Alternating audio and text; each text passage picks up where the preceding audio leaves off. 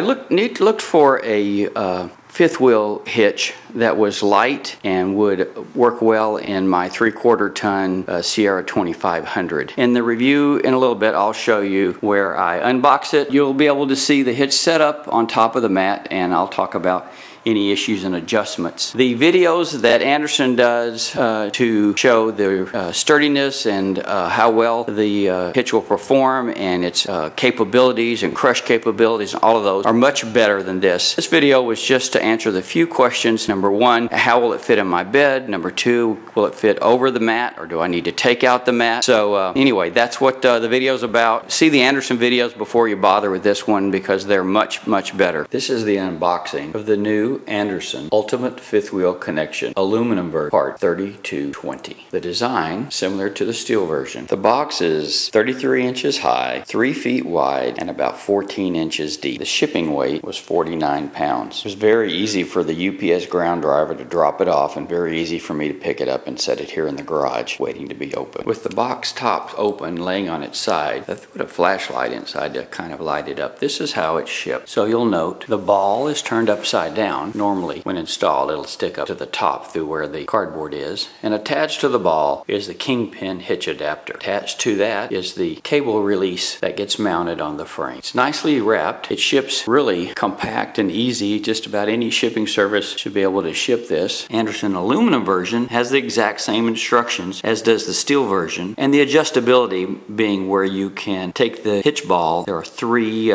different settings of that ball. They're identical between the steel and aluminum version.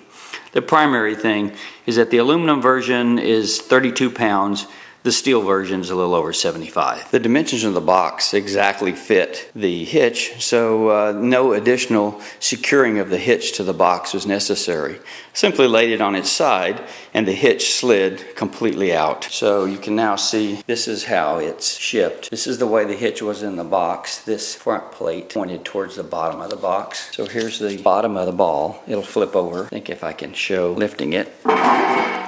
That's me lifting it with one hand.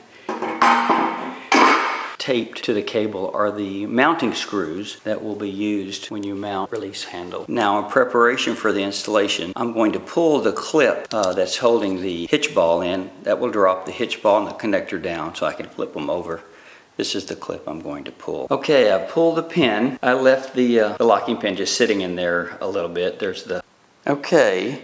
I've reinserted the ball in the top, and I've chosen the lowest hole, which basically puts the kingpin adapter at its highest height. So another way to look at that, let me see if I can do that. So if I hold this level like this is, let's assuming this is attached to the kingpin adapter, and it's attached in the default way so that the kingpin is off to the left. This end is towards tailgate or towards the truck.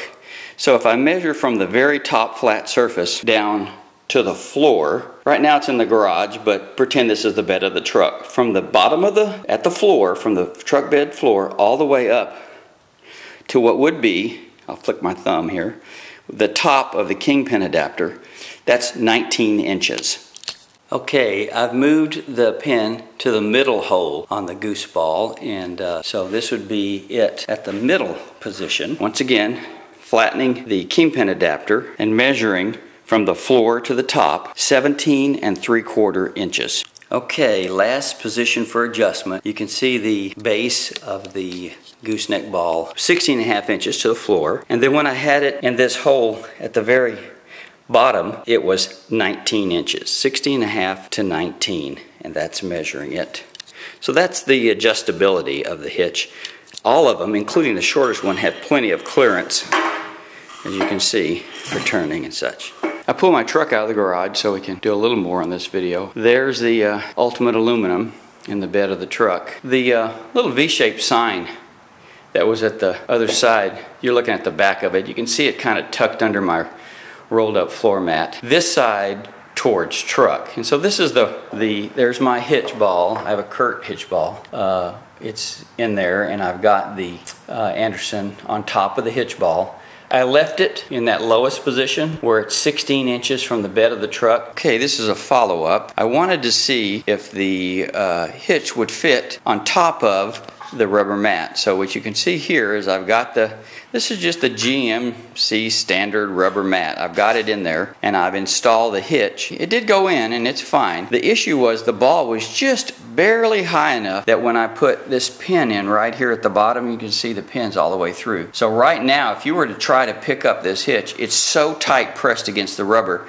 The good news is I think that's going to ride real well, but I did check to see if there were any problems. Okay, yeah, the latch is up and it's all the way in, and I crawled underneath the truck, which I'm not going to do now, and I could see that the connector is deeply seated inside the hitch ball like it needs to be.